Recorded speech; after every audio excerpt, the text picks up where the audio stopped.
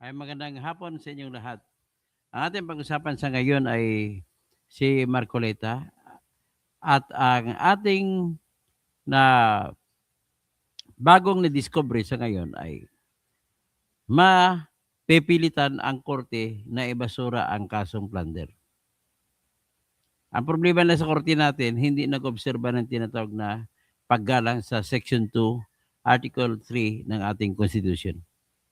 So, bakit bakit ma-absuelto, ma-absuelto kung hindi man absuelto, makalabas sa bilangguan, si Marcoleta, si Mike Defensor, si Joseph Espiritu, at saka si Aristotle Viray. Ayan, ipapaliwanag natin sa mamaya at pagtapos ng sunatang ito. Sunata para kay Sara, ang ating paboritong kandidato para sa 2028 election.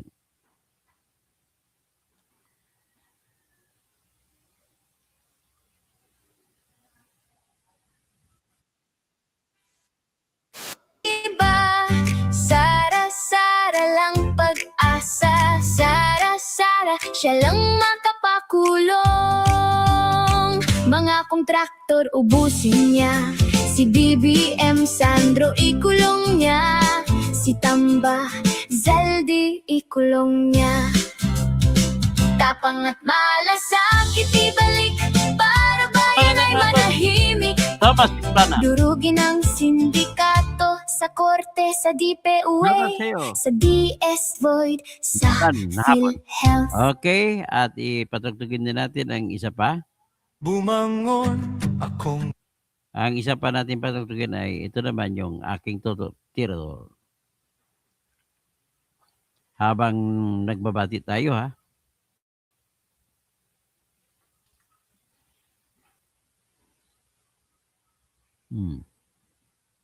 Ano ba ito?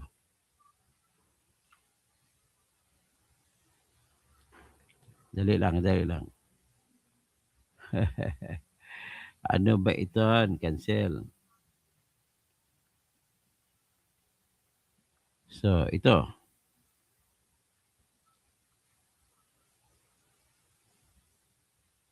Toto Tirador. Gawa ni Alfredo Hicali ng Australia.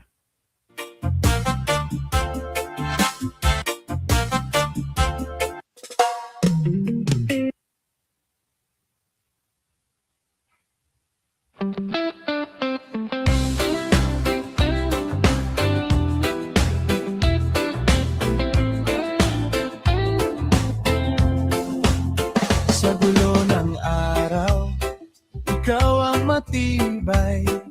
Tahimik lang pero laging may saysay. Hindi ka nagyayabang pero alam ng lahat. Kapag ikaw ang nariyan, ligtas ang lakad. Sa bawat usapan may bigat ang dala. Sa bawat pasya mo may tapang at tawa. Kaya kapag napapagod, ikaw ang takbuhan. Kahit maikli ang biro, may laman ang dahilan. Toto Tirador, taong masaligan. Toto Tirador, may prinsipyo ka pa. Ikaw ang idol ko sa katotohanan. Toto Tirador, hindi ka nagbabago. Toto Tirador, Toto Tirador. Kung may mali sa mundo, hindi ka umiwas. Diretso kang magsalita, pero hindi masakit. May dignidad sa tingin, may linis sa kilos mo. Kaya sa gitna ng ingay, ikaw ang totoo. Sa bawat pagkakataon, alam ko ang sagot. Dahil ang pangalan mo ay may kasamang loob. Kung may sasandalan ako, ikaw ang pipiliin. Dahil sa mga salita mo,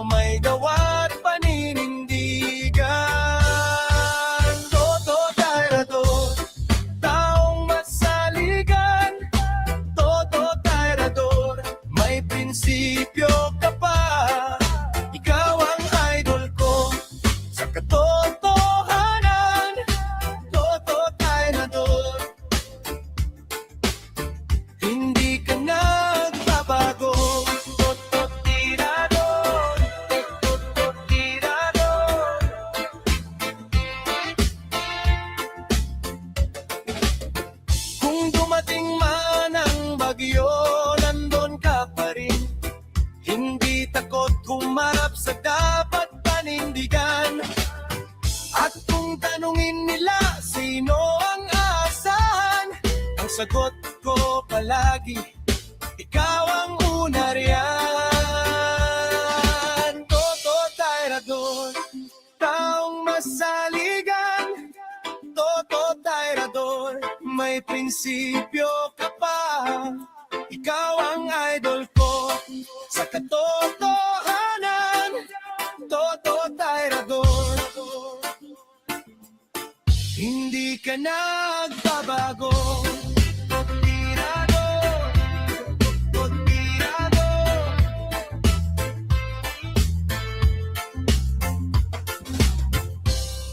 Okay? So, ngayon, pag-usapan na natin itong kay Marcoleta ng kaso. Yung kaso po ni Marcoleta kay Haron, dahil lang ha.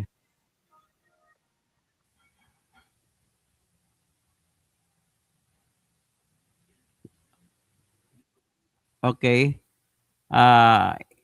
Pinatay ko lang, no?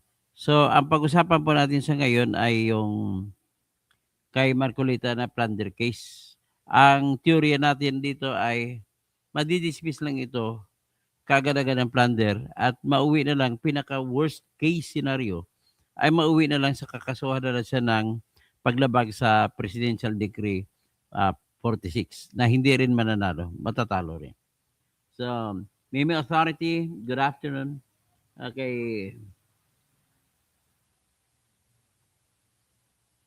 Kay Haron Muhammad, attorney, tagbaha po sa NCR.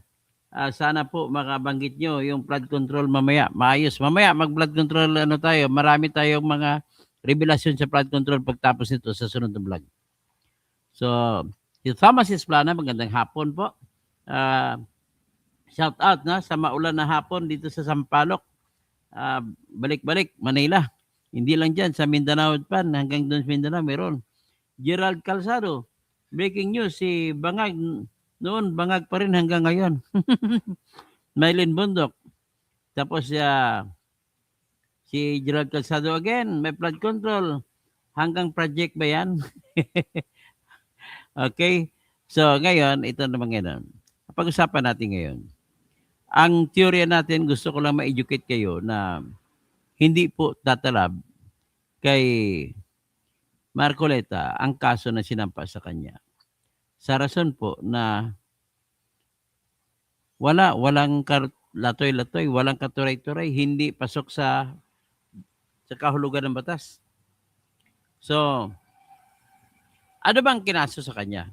Plunder. Ano bang kahulugan ng plunder?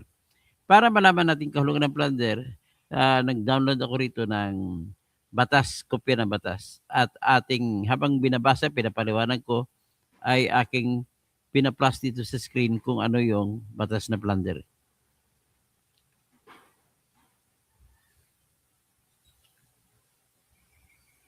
Ito po. So, nakita nyo na siguro sa screen ko anong plunder. Yan. Hango yan sa website ng Office of the Ombudsman. So, definition of the crime of plunder.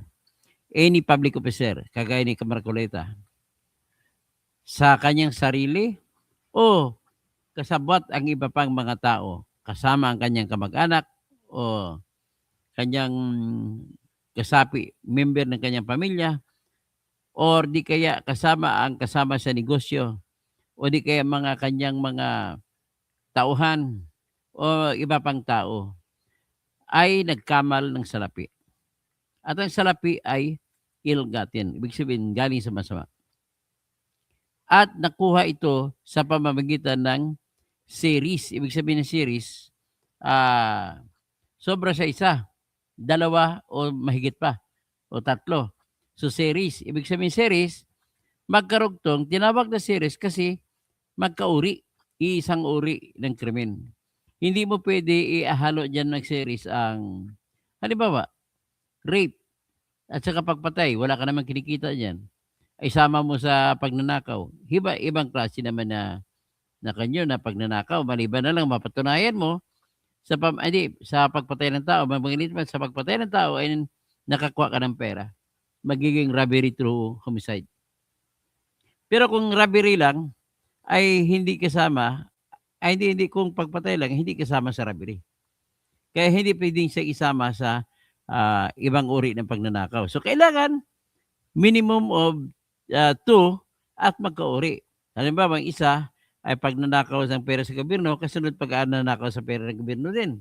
O di kaya, ang isa yung tinatawag nito donation kay Marcolita na labag sa batas.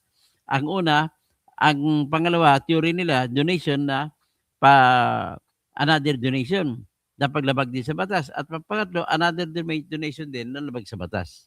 So, ito po ang sinasabi niya as ill-gotten wealth through a combination of series of overt or criminal acts as described in Section 1D hereof of the aggregate amount of total value of at least 50 million pesos.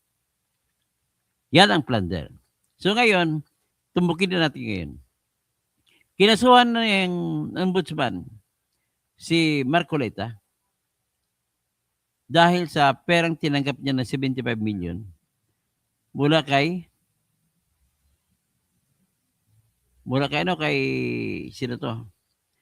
Mula kay Mike Defensor, mula kay Joseph Biray, Joseph Espiritu at saka si Aristotle Biray. Kay Mike Defensor ay 30 million ang binigay niya. Pribadong pera yan Kay Joseph Espiritu, 25 million. Ang kay Aristotle Biray, 20 million. So mga yun ay binigay galing sa bulsa nila. At ngayon, napatunayan pa na kanya sila nagbayad ng kanilang buwis na donasyon. Sa donasyon, kasi may buwis sa Pilipinas sa pagbigay ng donasyon. At ang buwis ay 6%. So, ang 6% po ng 30 billion na binigay ay 6 times 3, 1.8 million ang binayad ni Mike Defensor sa BIR para lang makapag-donate kay Marcolita. Si Joseph Espiritu naman ay nagbigay ng 25 million times 6%, that is 1.5 million. Okay. Tapos si Aristotle Biray naman ay nagbigay ng buwis sa BIR ng 1.2 billion para lamang sa kanyang donasyon na 20 million. So yan po, ganun katindi. Ibig sabihin, nag-donation na sila ay inosente sila. 'Di ba? Inosente. So, ibig sabihin, malinis ang pera. Yun ay number 1 na ebidensya ni Marcolita kung bakit walang plunder, kasi malinis ang pera. Pangalawang depensa niya ay wala pong proyekto na paparating na hawak ni Marcolita o walang kontrata na hawak ni Marcolita bilang isang congressman. Yan, pangalawang ebidensya yan. Pangatlong ebidensya, na hindi yan binigay niya dahil sa kanyang opisina, kundi dahil sa sarili niya, kaibigan siya. At yan ay mapapatunayan sapagkat ng isang pang-pruweba na kung saan si Marcolita ay patapos na congressman. Wala siyang, hindi siya kasapi ng anumang committee. Kahit committee si Silencio, hindi siya kasapi. So, ibig sabihin, wala siyang kapangyarihan para mag-impluwensya at magkaroon ng kontrata yung nagbigay sa kanya. So, yan ang tatlong malakas na ebidensya. Pero pinakamalakas na ebidensya, ladies and gentlemen, ay yung katotohanan na walang ebidensya na pinakita ang ombudsman na nagkutsabahan si Mike sa iba pang nagbigay ng pera. Walang ebidensya. Kung ibig sabihin, kung isa lang, isa-isa ang pagbibigay ng pera at walang hindi nagkutsabahan ang tatlong nagbigay ng pera, ay walang plunder. Iisa lang. So, ang kaso mauwi na lang sa violation of Presidential Decree 46. Tingnan natin anong parusa ng Presidential Decree 46.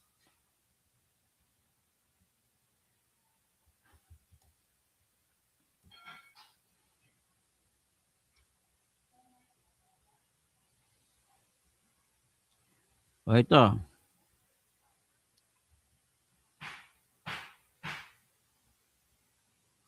So, ang tatanggap ng pera sa ilalim ng Presidential Decree 46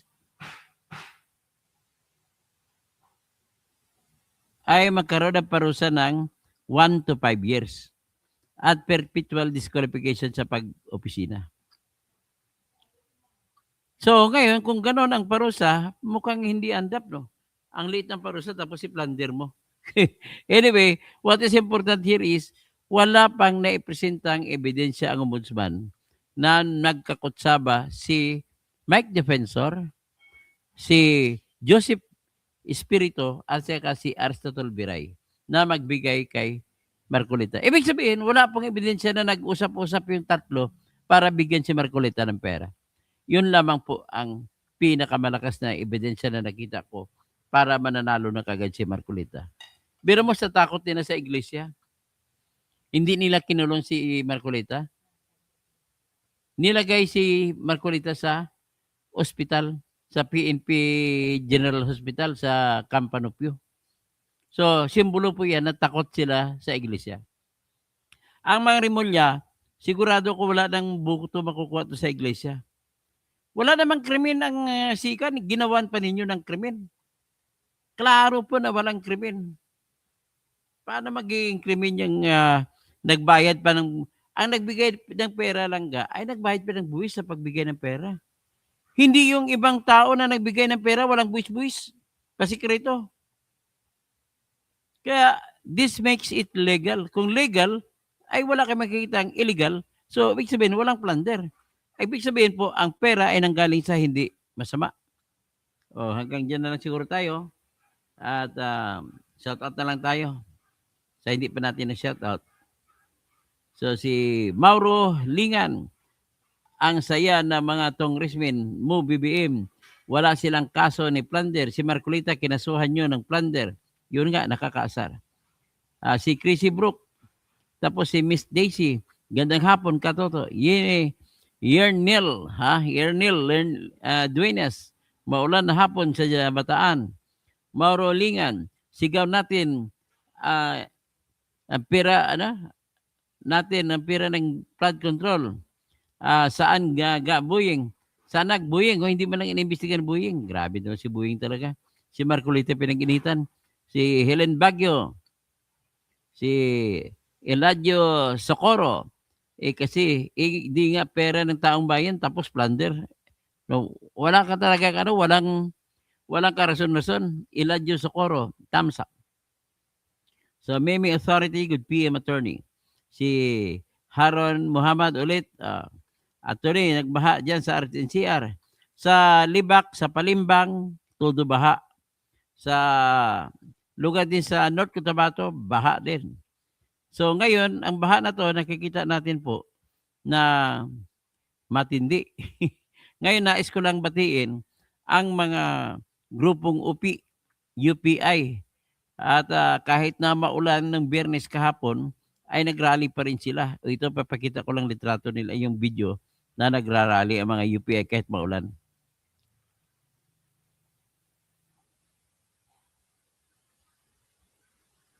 Ito.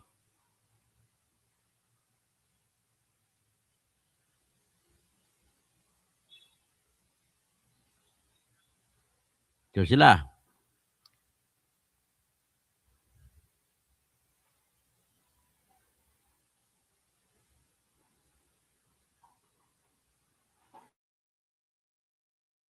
Para makita nyo po, tuloy-tuloy pa rin po yung pag-uulan at pag-aambon dito. Pero yung mga kababayan natin po, no, hindi umaalis.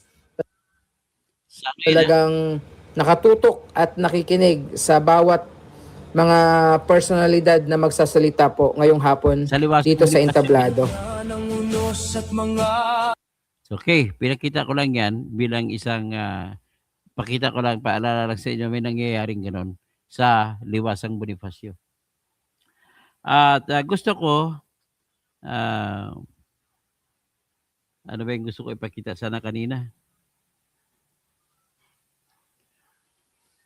Si Gilly Ramirez, magandang hapon. Si Chrissy Brook ulit. Okay? So,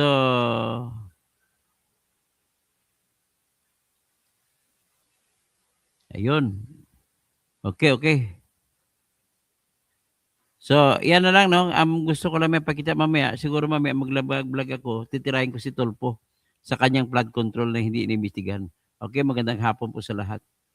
Paki-share, paki-like, at para marami po maka